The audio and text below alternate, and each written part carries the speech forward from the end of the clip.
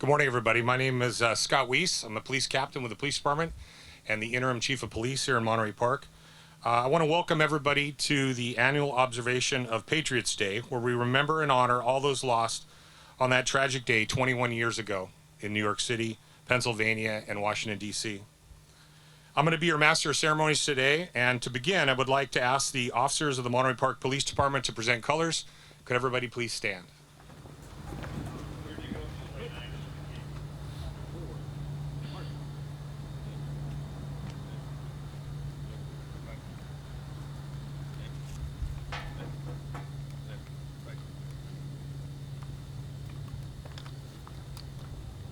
Mark time. March. Ready. Halt. Left. Face. Present. Arms. Hand over your heart. Please join me in the Pledge of Allegiance. I pledge allegiance to the flag of the United States of America and to the republic for which it stands, one nation, under God, indivisible, with liberty and justice for all. Order. Arms. Outward. Face. Forward. March. Front. Face. Honor guard. Prepare to post colors. Post colors. Present. Arms. Order. Arms. Outward. Face. Forward. March.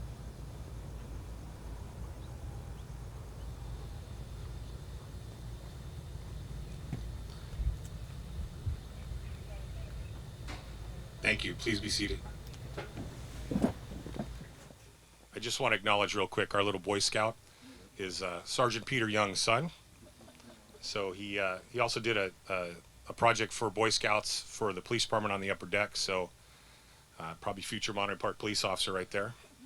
When Peter was 16, he was my explorer riding with me in a police car. Now he's a sergeant. And yeah, I'm really old. Just to say the least. Right now, I'd like to ask the representative for the Monterey Park Police Department and the Monterey Park Fire Department to place the memorial wreath in remembrance of all those who perished as a result of the tragic events on September 11th. Come on up. Chang, come on up. You're going to do double duty today.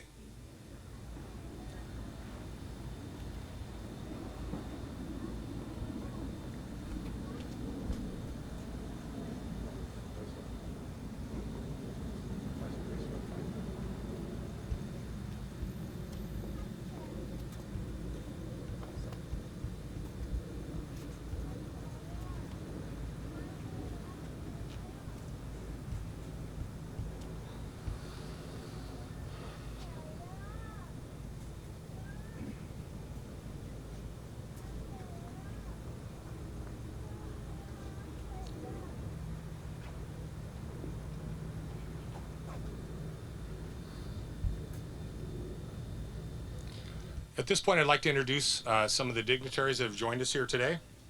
Congresswoman Judy Chu, thank you for coming. Mayor Henry Lowe. Councilmember Hans Liang. Councilmember Peter Chan. City Clerk Vincent Chang.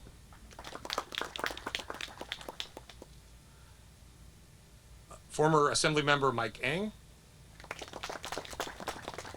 Senator Susan Rubio. Jennifer Tang from Assemblymember Mike Fong's office. And Vin Go from the Garvey School District.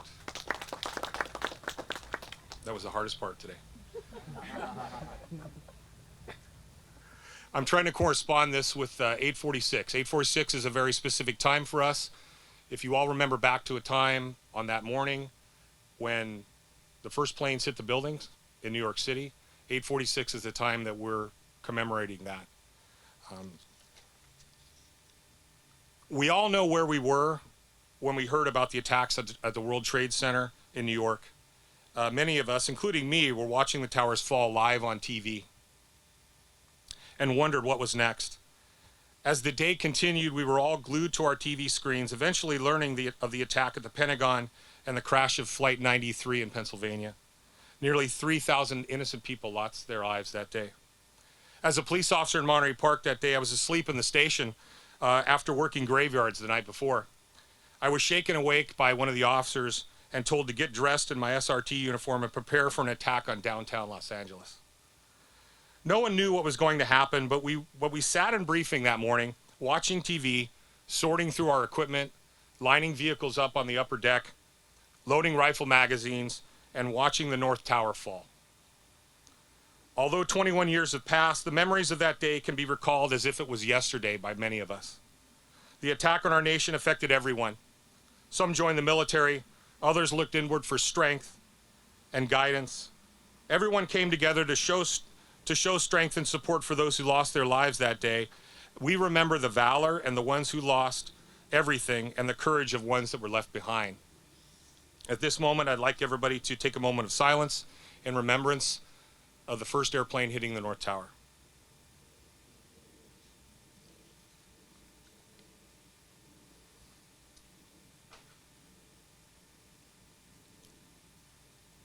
Thank you. At this point, I want to see if anybody wants to come up and speak, so I'm going to start with Judy. Would you like to come up and say something?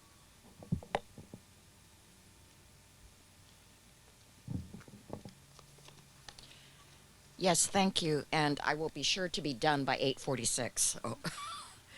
Well, I'm Congressmember Judy Chu. I'm honored to be with you on this solemn occasion marking 21 years since that terrible September morning that changed our nation and our world.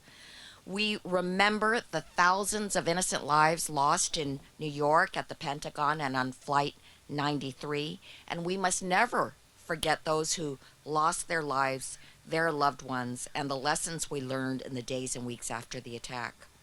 I still remember that morning vividly. I was serving in the California State Assembly. I was in my Sacramento apartment. I woke up to the image of two planes crashing into the Twin Towers, the clear blue sky of that Tuesday morning marred by black smoke. And that was only the beginning. Reports followed of the plane hitting the Pentagon and another going down in Pennsylvania. But in the midst of the horrors, we witnessed new heights of heroism and patriotism. Flight 93, which crashed in Pennsylvania, was brought down by passengers willing to sacrifice their own lives to save an untold number of lives. And many miles away, as the Twin Towers collapsed, there were those who ran through flooded Manhattan streets toward debris and then up collapsing stairs and through raging fire to find those who survived. Those brave responders and passengers became symbols of bravery, patriotism, and an unbreakable American spirit. That day, we made it clear that we would not be torn apart by terrorists. We would be a united nation to come from that and emerge from the ashes even stronger. The victims and first responders were as diverse as our nation. And so across the country, Americans from every walk of life and background pushed through their own fears and stepped forward to make it clear that they wanted to learn how they could help. I'm proud that Southern California did its part. Just hours after the first tower hit, first responders from Southern California boarded a massive C-141 military cargo plane, arriving at the Pentagon at 4 a.m. the morning of September 12th. They joined other crews to locate and rescue the victims, stabilize the Pentagon, and find the bodies of the dead. On the same day, a team of 70 first responders from Fire Station 88 in nearby Sherman Oaks became the first local team to arrive at Ground Zero in New York, where people like Francine Vogler, an LA physician, helped conduct the search and rescue for almost 2 weeks. And locally, our very own Buddhist Tzu Foundation, headquartered here in the San Gabriel Valley, was one of only 3 charities allowed access to Ground Zero, where they spent many days handing out water, food, and blankets. I'm grateful for the sacrifice of the men and women in uniform, the intelligence officials, and those who made all of this possible. And so today, as we remember the 3,000 lives lost on this tragic day 21 years ago, let us vow to honor their memory by uniting against fear, division, prejudice, and hate. Let us all join hands as Americans and remember that we are one nation united. Thank you for gathering here today in remembrance of those heroes, many who gave it all to defend our country.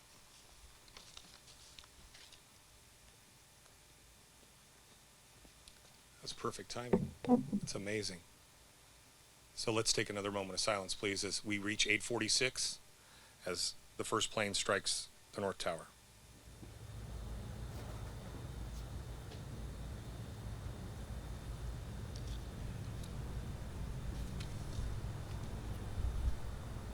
Thank you. I'd like to ask Susan Rubio if you'd like to come up and speak. Thank you. Good morning, everyone. Thank you for allowing me to be here before all of you in uniform. First and foremost, I want to thank the City of Monterey Park for having this remembrance. It's still very fresh on so many people's minds, and we really want to take a moment to acknowledge all those who sacrificed that day. I guess from such tragedy came something wonderful, and that was that from the ashes rose so many heroes, unlikely heroes. I remember I was a teacher in the classroom when the planes hit, and I remember even our school community, unlikely heroes, stepped up to comfort all those children that were so confused about what was happening in our country. Everyone from nurses, counselors, everyone was ready to take care of our community.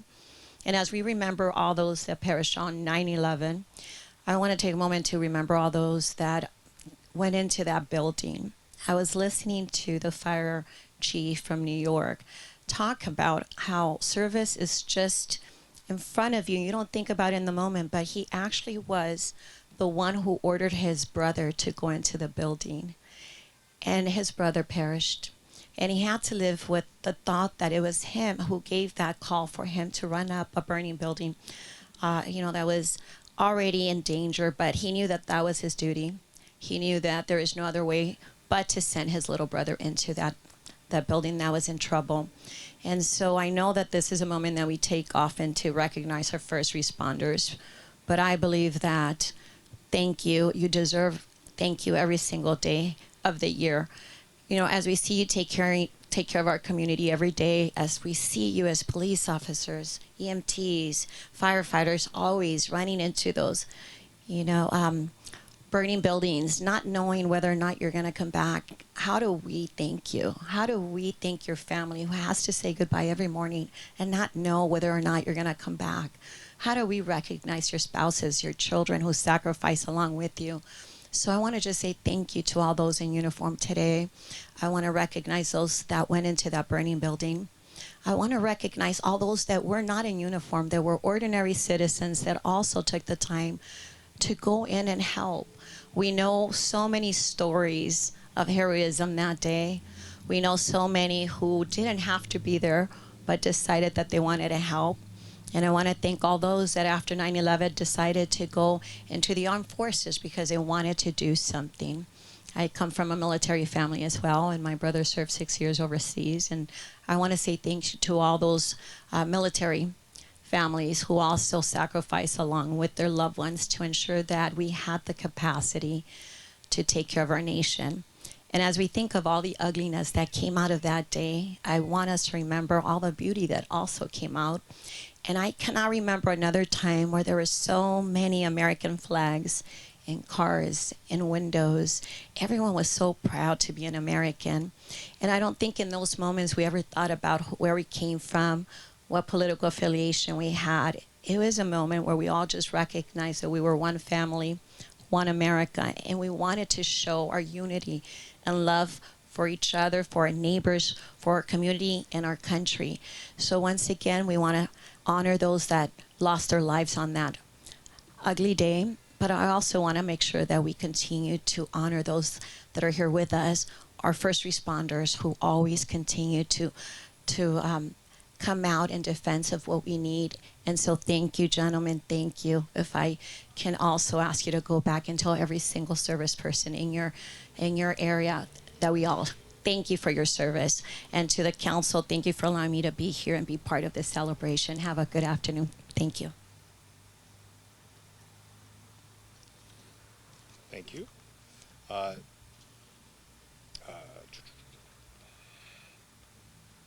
Mayor Henry Lowe.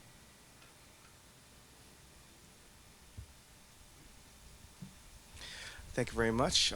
I'd also like to acknowledge in the audience we have Rosemead Councilmember Sandra Armenta and San Gabriel Valley Municipal Water District Board President Thomas Wong. So it has been 21 years since that tragic and awful day of 9/11, and I'll share some of my memories. I remember getting ready to go to work. I was in my bedroom getting dressed, and my phone started ringing, like exploding texts, phone calls, and I was wondering what's going on. And I remember one text that where a friend said, "Turn on your TV. There's been a horrible incident at the World Trade Center." And that's when I did turn on the TV, and that's when I saw footage of the first plane hitting Tower 1. And I thought, what's going on? And right there in real time, I witnessed, as did many Americans, horrified to see plane hitting Tower 2. And then the aftermath, seeing both buildings collapsed. And it's something so jarring that you will never forget. And then later that morning, when I was at work, and at the time I was a staffer for then State Senator Gloria Romero, and one of our jobs as a staffer is to answer phones. And there are two things that I'll always remember, while answering phones that morning was people asking, what can we do to help? Is there anything we can do to help those, the first responders or those who are victims, anything? Because that really is, I think, at the heart of what it means to be an American. We always look out for each other, and it's very heartwarming. But what was also very dispiriting too was, that same morning, I remember getting a phone call from someone saying, "You know what? This is exactly what happens when we allow immigrants into this country, or this is exactly what happens when we allow so many Muslims into this country." And I was horrified that have to take a call like that, coming from this district, one of the most diverse districts in California. And I think one of the lessons from those memories is that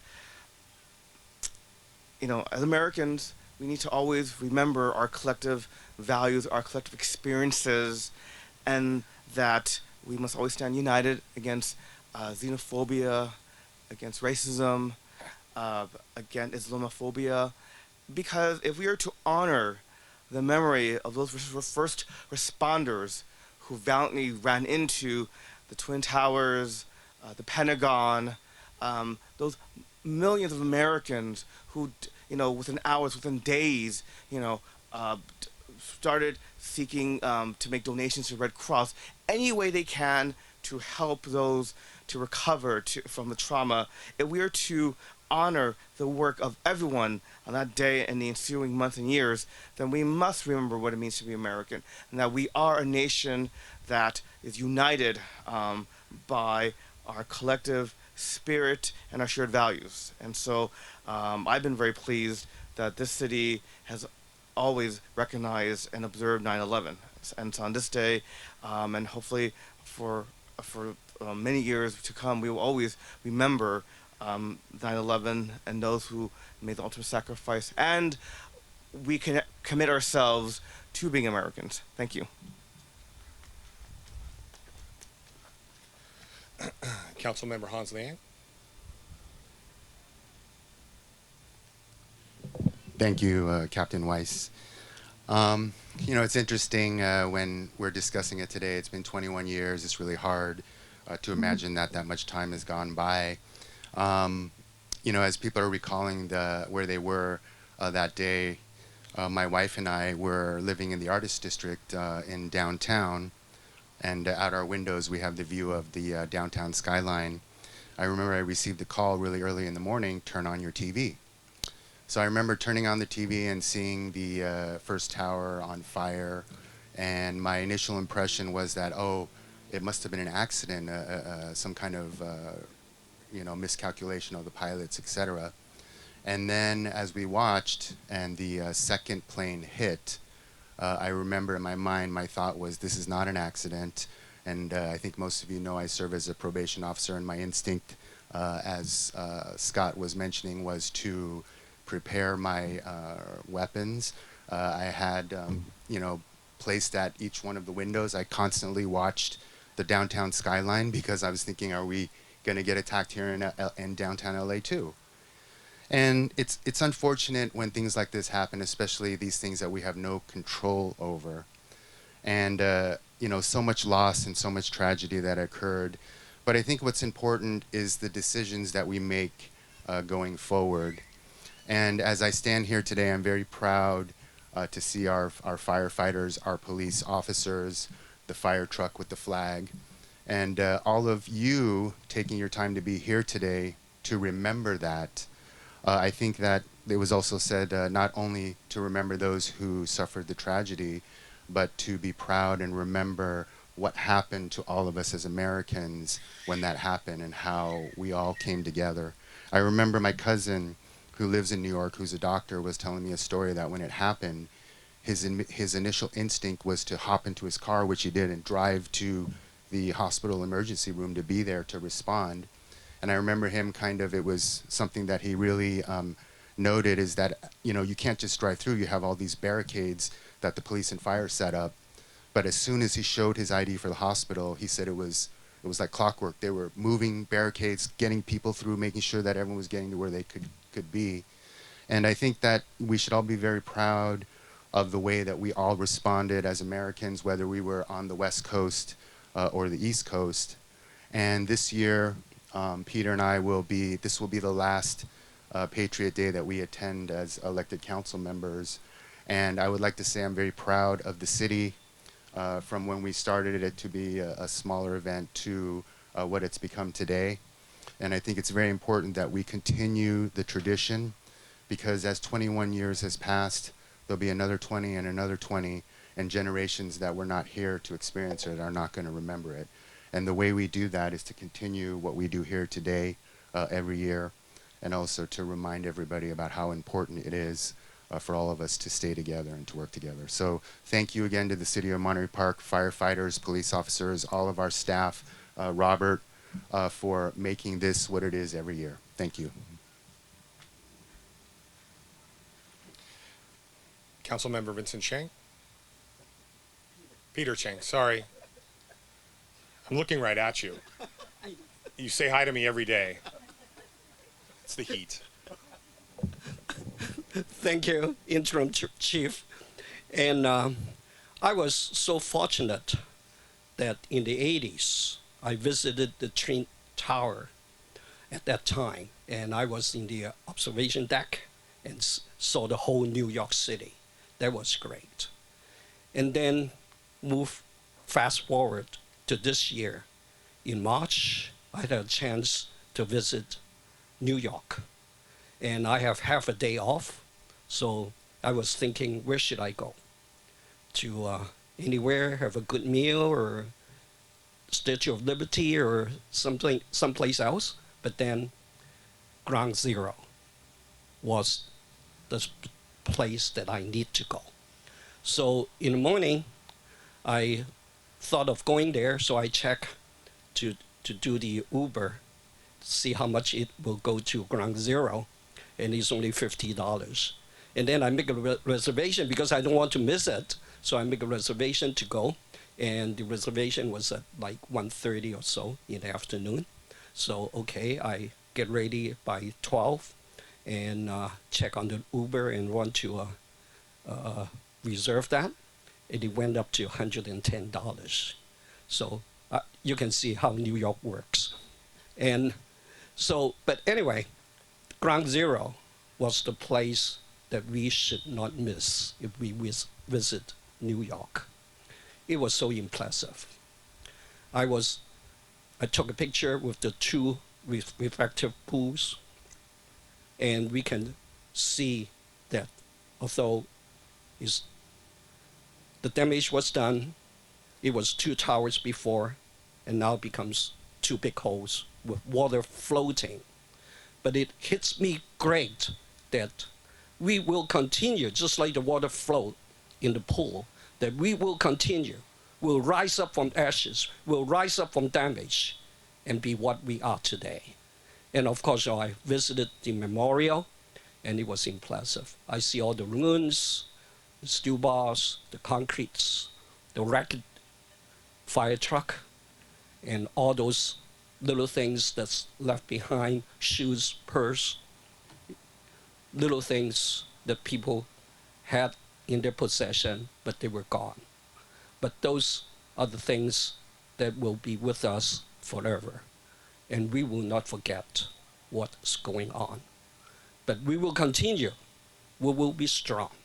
And I want to thank all the first responders for your sacrifices and your service to all of us. Thank you so much. Thank you, Peter. Now, Vincent Chang, our city clerk.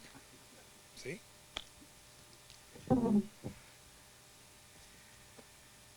Thank you. So, Tuesday, September 11th, 2001 was an ordinary day. It was a day that I think, like most of us, we woke up in the morning and get ready to go to work.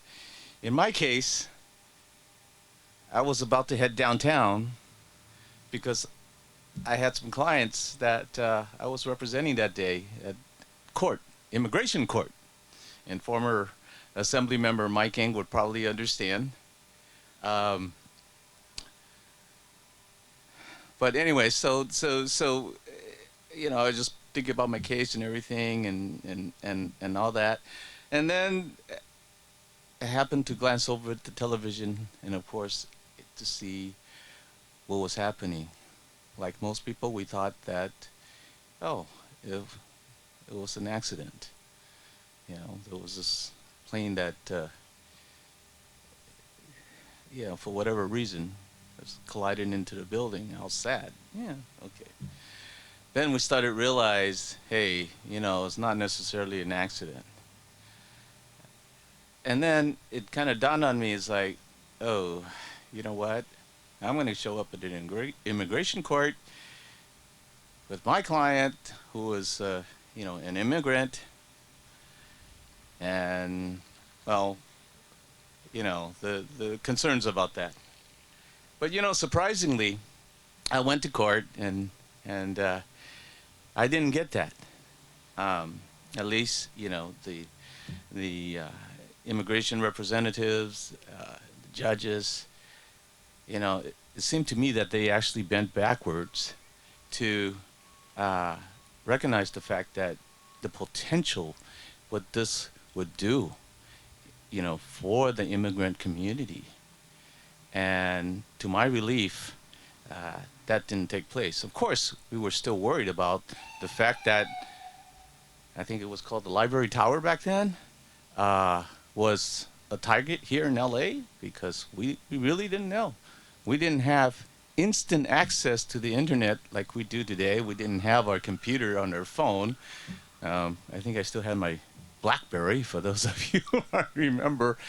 And, you know, news was slow in coming. But, you know, throughout the rest of the day, and I had some associates who were in New York. They were very close to the Ground Zero. And, you know, they were kind of relaying information to me. So it's like, well, listen, you know, these people were actually going into the building. The firefighters and the police officers were going into the building. I'm going like, oh my God, can I even fathom the thought of, you know, if I was in that position, would I actually have the courage to go in? But you know what? They went in. They didn't think about their own lives, and they tried their best to save whoever, you know, was in there that needed saving, irregardless of the color of the skin of that person that was there, irregardless of whether they were male, female, you know, old, young. They were just concerned about saving lives. So I was very, very, very impressed with all the first responders that were there. And also, I want to be sure to recognize the fact that, you know what, to some people, it didn't matter our race, our color, our political views. We were Americans. So, you know, it was a tragic and horrible day, of course. But, you know, you got to look at it on the bright side. And I think the bright side is that people were united. We're united in making sure that their neighbors were safe, making sure that their neighbors were in a situation where you know, nothing happened to them. And so anyway, so I guess the good and bad in that, to make a long story short. But anyways, that turn it back over to you. Is it the interim chief Weiss now? I hope so. Okay, all right. After today. Okay, I hope so too. Thank you. I'd like to introduce Vin Go from the Garvey School District Board of Education.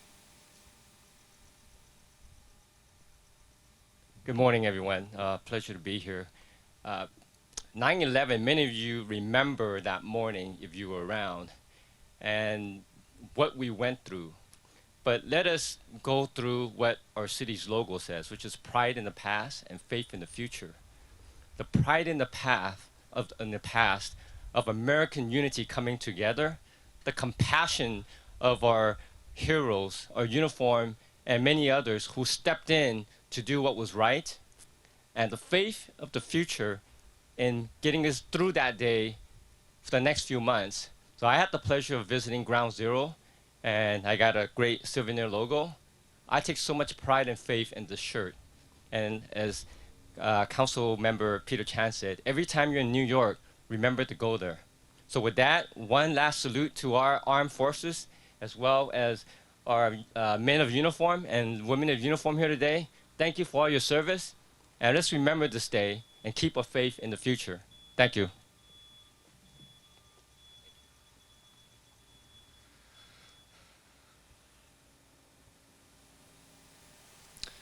This year, as we honor all those who lost their lives in the heartbreaking attack of September 11th, and all who made that ultimate sacrifice in the years that followed, staff from the fire and police departments have selected a fallen first responder and will share their life story in commemoration of Patriots Day.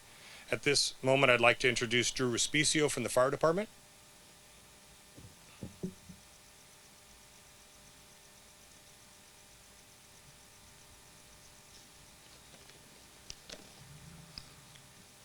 Good morning. 21 years ago today, Americans watched in horror as the terrorist attacks of September 11th, 2001 nearly left 3,000 people dead in New York City, Washington, D.C., and Shanksville, Pennsylvania. Ultimately, 343 New York City firefighters, 23 NYPD police officers, 37 Port Authority officers, and 8 EMS workers were killed. Thousands of first responders converged on the destruction sites, climbing through mountains of debris and rubble in a race to find survivors. Countless more rescuers have succumbed to 9/11 related illnesses from their time working at Ground Zero. we remember to acknowledge the ultimate sacrifice made by the firefighters, police officers, and first responders. We all remember where we were and what we were doing on that day when we heard the news. I was a rookie firefighter here at Fire Station 61, and I was going off duty that morning when I walked by the television set and I saw the first tower on fire. My first thought was, what movie is on the TV right now? And when my brethren had told me that this is live in New York, I was stunned. For many of us, the 9/11 attacks inflicted devastating emotional toll with feelings of shock, sadness, fear, and anger. For most who are old enough to remember, it is a day that is impossible to forget. In many ways, 9/11 shaped how we think of war and peace, our own personal safety, and our fellow citizens. Amidst the death and destruction of 9/11, a sign of hope was born. Americans showed the world resolve, resilience, unity, and strength. Americans came together in a purpose as we supported each other as though we were family, and patriotism was strong. What was meant to destroy us only made us strong. The world has changed in the 21 years since 9/11, and the greatest change has been within ourselves.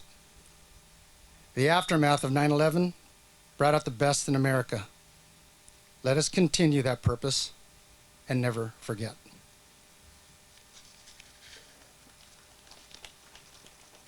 Thank you, Drew. Now I'd like to introduce Delon Lamb from the police department.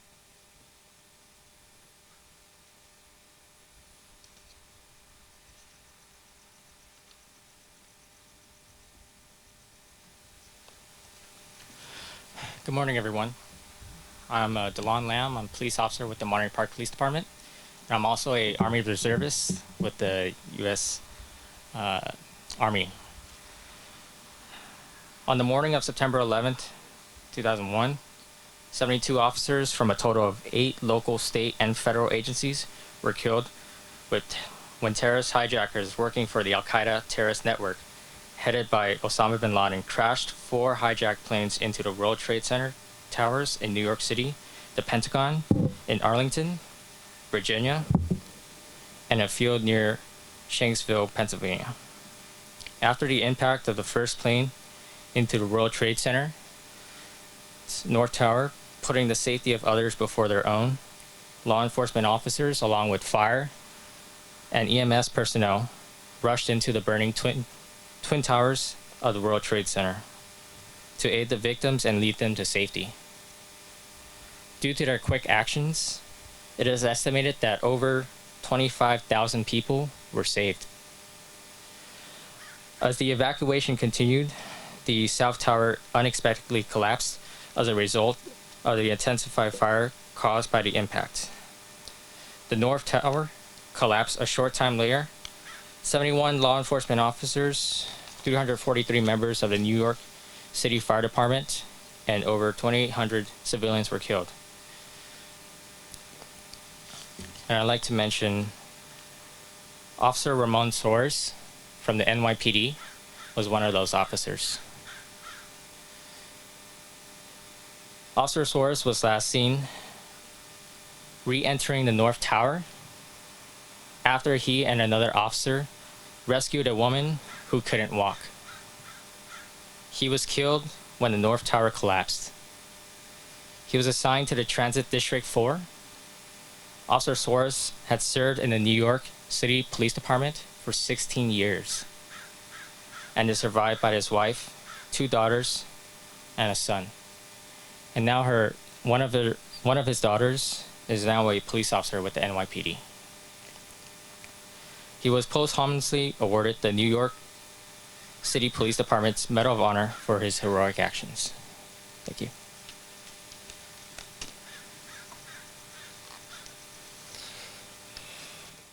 At this point, I'd like to call up John Chang from the fire department. We'll close our time of remembrance with a fire service tradition that dates back to the mid-1800s.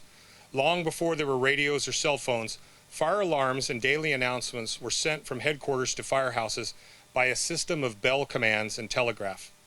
When a firefighter died in the line of duty, headquarters would transmit in a series of 4 with 5 bell strikes each. This custom has continued through the years to this day. It is a form of rendering final honors to department comrades. In the fire service, this is known as striking of the 4 5s. I would like to ask everyone to rise for the striking of the 4 5s by the Monterey Park Fire Department.